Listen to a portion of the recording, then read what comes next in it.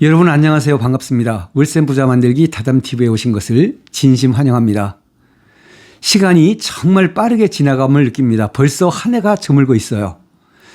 지난 2025년 다담TV를 사랑해 주시고 관심을 주셨던 모든 분들에게 감사 말씀 전해드립니다. 임대인, 임차인 그리고 부동산 모두가 힘들었던 지난 한 해였습니다. 이번 영상은 힘들었던 2025년 임대차 시장을 꼼꼼히 정리해보고 이를 바탕으로 다가오는 2026년 수익형 부동산 투자의 희망을 이야기해 보겠습니다. 힘들었던 2025년 임대차 시장은 크게 4가지로 요약을 할 수 있습니다. 전세대출 규제, 다가구 주택, 다중주택 원룸 신규 공급 단절, 그리고 리모델링이 활성화, 경매 매물이 급증했습니다. 먼저 전세대출을 이야기해 보겠습니다. 전세대출 규제 DSR과 보증제도의 심사 강화로 전세대출 승인이 전혀 나질 않았고요.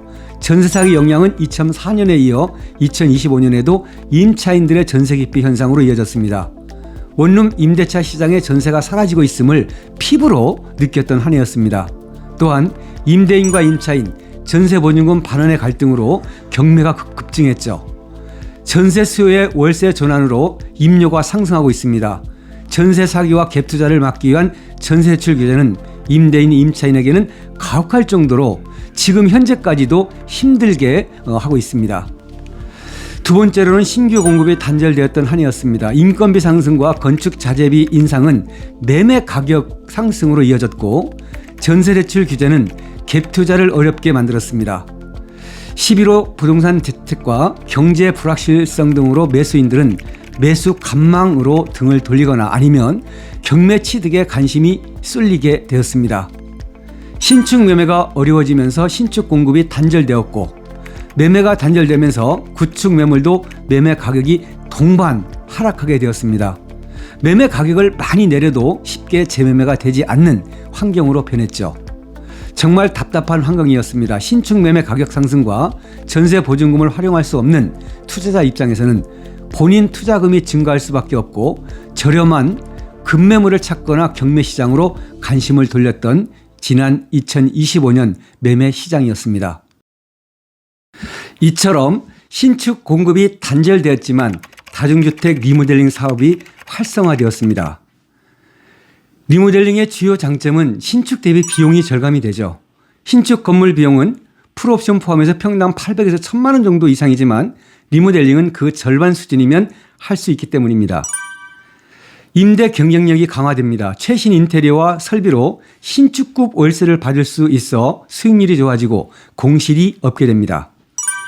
에너지 효율이 좋아지겠죠. 단열 창호, 교체를 난방비 절감, 친환경 건물로 전환되기 때문입니다. 가장 중요한 것은 건물 가치가 상승됩니다. 외관 및 각 방의 구조 개선으로 매매 임대 시 자산 가치 상승과 특히 수익률이 향상이 되기 때문입니다. 공사 기간이 단축이 됩니다. 리모델링 비용은 평당 약 250에서 500만 원 수준이면 됩니다. 구조 변경, 외장 공사 범위에 따라 가격은 달라질 수 있습니다. 투자자 관점에서 보면 리모델링은 초기 투자 비용을 줄이면서 임대 수익을 높일 수 있는 전략이 되겠습니다. 특히 원룸 다가구 시장에서 지난 2025년 신축 공급이 단절된 상황에서 리모델링이 공급 대안으로 주목받기 시작했습니다. 2025년은 많은 다가구 주택, 다중주택이 경매로 나왔습니다. 경매 원인을 살펴보면 첫 번째로 저금리 시대의 과도한 대출이 문제가 되었습니다. 저금리로 많은 대출을 이용하여 갭 투자를 하신 분들이 2024년 이후 급격히 금리 인상으로 금융위기에 노출되어 경매로 이어졌습니다. 두 번째 이유는 전세 시장의 붕괴입니다. 전세 사기의 영향과 전세 대출 규제는 원룸 기반 임대차 시장의 근본을 흔들기 시작했습니다. 전세 대출 규제는 임대인들에게 전세 보증금 반환의 결정타가 되었고요.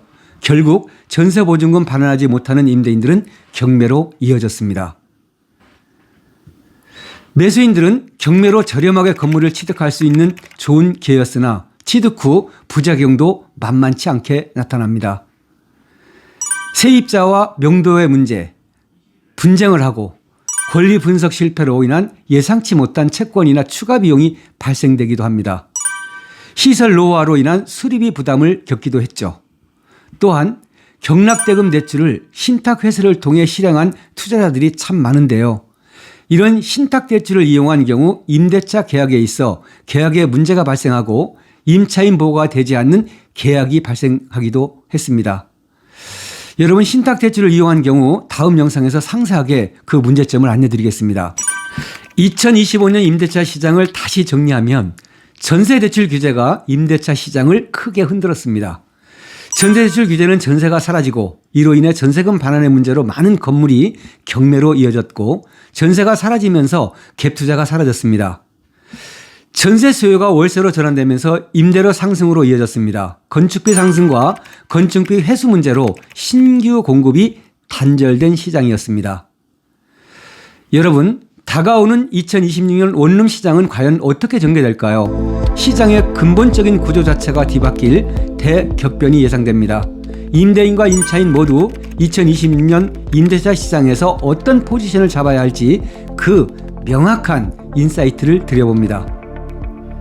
2026년 임대차 시장의 첫 번째 변화는 최악의 신축 공급 부족이라 하겠습니다. 신규 공급 단절로 기존 신축급 다가구 주택, 다중주택은 희소성을 갖게 됩니다. 시장에 신축급의 퀄리티 있는 방을 원하시는 임차인들은 방 찾기가 힘들어지고요. 신축급의 원룸 가격은 5에서 10만 원 정도 임료가 상승할 것으로 보여지고 신규 임차 수요들은 주거 비용이 많아지고 반대로 임대인들은 안정적이고도 높은 임료 수익을 누릴 수 있는 그런 시장이 전개가 됩니다. 이와 반대로 10년 이상 된 건물들은 공실 발생 위험에 크게 노출이 되고 수익률이 하락하게 됩니다. 리모델링과 전문 관리업체를 통해 체계적인 운영이 필요한 시점입니다.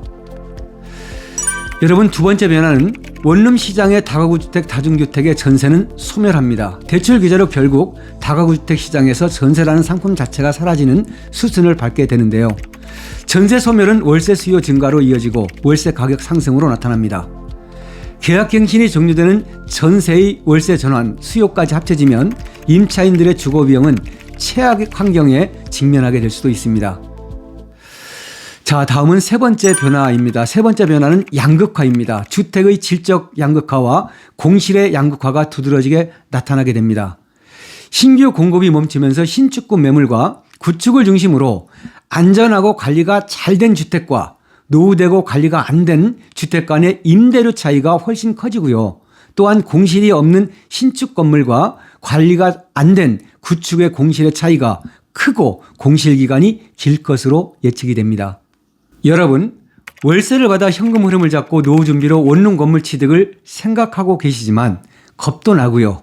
그리고 처음 하시는 것이라서 망설이는 분들이 많이 계시죠.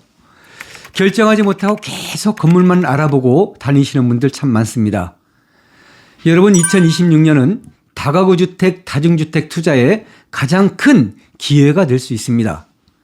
변해가는 임대차 시장에서 성공 투자 제안을 드려봅니다. 신축급을 싸게 취득하고 규모를 작게 해야 하고 재매매 가능한 매물을 취득해야만 합니다. 그러기 위해서 첫 번째, 좋은 매물을 싸게 취득하는 전략이 필요합니다. 저렴하게 건물을 취득하면 수익률이 높아지고 저렴하게 건물을 취득하면 재매매 시 가격의 탄력 대응이 가능해져서 재매매가 빨라집니다. 경매 직전에 입지 좋은 매물들을 찾으시면 됩니다. 신축을 원하신다면 원가 시공으로 할인 분양하는 신축 건물을 취득하는 방법도 있습니다. 두 번째로 월세 기반 수익률 극대화 전략이 필요합니다. 이미 원룸 시장에 전세는 사라졌습니다. 높은 월세 시장으로 변했죠. 투자 목표를 시세 차익에서 안정적이고 높은 현금 흐름으로 완전히 전환할 필요가 있습니다. 전문 관리업체를 통한 높은 월세 전환율을 확보하여 수익이 극대화하는 것이 핵심입니다. 세 번째로 본인 투자금을 높이고 매수 규모를 줄여라입니다. 전세 보증금을 활용하는 소액 투자와 갭 투자는 이미 사라졌습니다. 규모가 크면 투자 비용이 크고 건물 감가가 상대적으로 크게 나타납니다. 재매매에 어려움이 있습니다. 매매 규모를 줄여야 운영에 리스크가 없고 재매매가 가능하게 됩니다. 전세 보증금을 활용할 수 없는 본인 투자금이 높아지게 되죠. 네 번째는 투자 지역과 입지 선정을 정확하게 해야 됩니다. 여러분, 부동산은 살아있는 유기체와 같습니다. 현재만을 보지 마시고 미래를 보고 판단하셔야 합니다. 피해야 할 지역으로는 산업단지 인근과 학교 주변은 가장 먼저 공실 발생 위험에 노출이 되어 있습니다. 역세권이나 상업지역 인근의 상급지 건물을 취득하시길 바라겠습니다. 마지막으로 바뀌는 부동산 정책과 세금 정책 변화에 대응해서 흔들림 없는 그런 건물을 취득을 해야 합니다. 사업소득세, 종합부동산세 등에 민감할 필요가 있고요.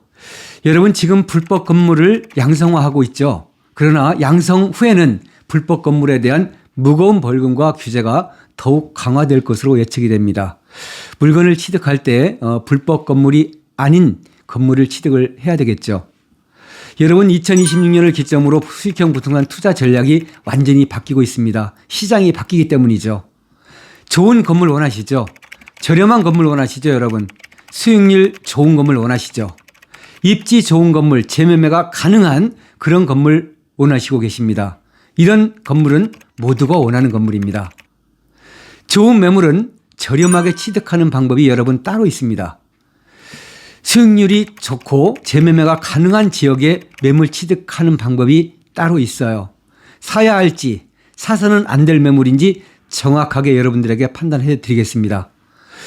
여러분, 언제든 전화 주십시오. 최적의 투자 제안을 드리겠습니다. 2025년에 이어 2026년에도 타담TV는 현장 중심 중개 활동으로 살아있는 정확한 부동산 투자 정보로 여러분 앞에 한 발 더 다가서는 한 해가 되겠습니다. 여러분, 끝까지 시청해 주셔서 감사드립니다. 한 해 잘 마무리하시고요. 밝아오는 2026년에는 모두가 월세 부자 되시기를 다시 한번 기원드립니다. 저는 다음 영상에서 인사드리겠습니다. 타담TV 이영근이었습니다.